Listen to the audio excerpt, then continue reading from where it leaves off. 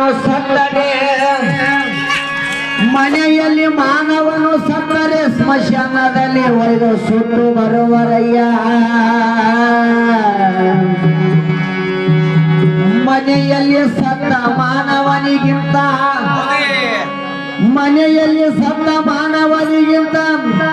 ಸ್ಮಶಾನದಲ್ಲಿ ಗಿಡ ಬಿದ್ದರೆ ಪಾವನವೆಂದ ನಮ್ಮ ಕುಮಾರ ಕಕ್ಕಯ್ಯ.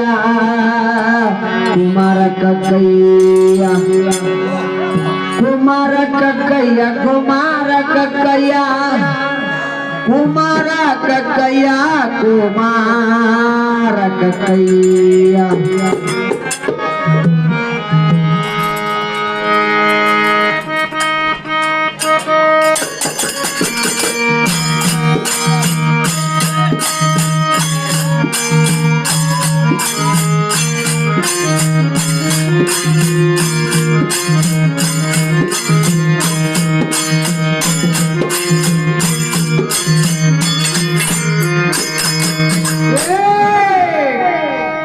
ಕನ್ನಡನ ಹಾಡಿನ ಕಲ್ಯಾಣವೆಂಬ